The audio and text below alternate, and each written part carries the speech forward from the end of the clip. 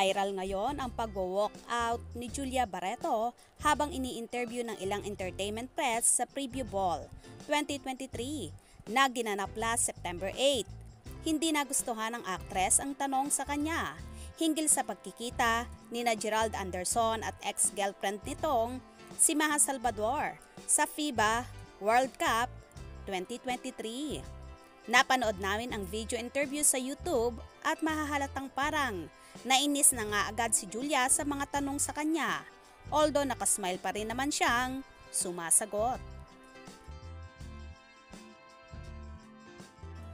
Ang unang tanong sa kanya ni MJ Felipe ng ABS-CBN ay kung totoong secretly married na sila ni Gerald.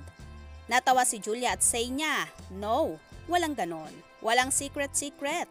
Mahirap magka-secret na ngayon sa mundong mabilis ang balita. Ang sumunod na tanong ay mula naman sa kasamahang si Melba Llanera. She asked kung i-open ba ni Julia if ever nakasal siya. Bakit niyo ba kami minamadali? Ang sabi ni Julia na nakasmile naman. You know, we're just really happy where we are in life and I really don't. I mean, it's something to look forward to. Pero ba't nyo ba kami minamadali? Ayon pa sa actress, ang mga usaping ganito raw ay hindi dapat parating tinatanong at hindi niya maintindihan kung bakit daw sila minamadali. I feel like when that moment comes, it's I don't know. I feel like it's something to be shared.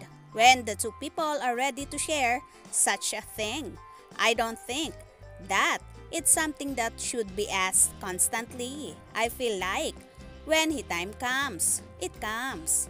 And I don't know why everybody is rushing us and but yeah, we're really happy where we are. I am really happy where I am in my life and I don't know. We'll just find out one day. But it's not gonna come from an interview. Anya pa.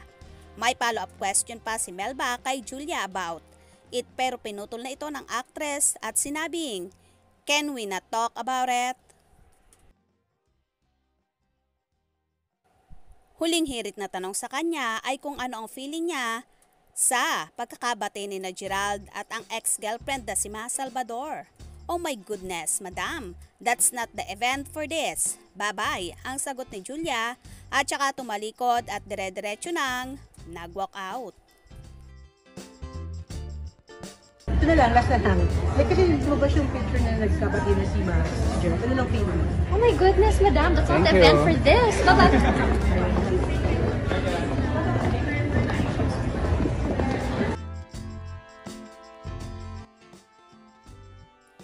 Sari-sari ang naging reaksyon ng netizens tungkol sa pag-walkout ni Julia.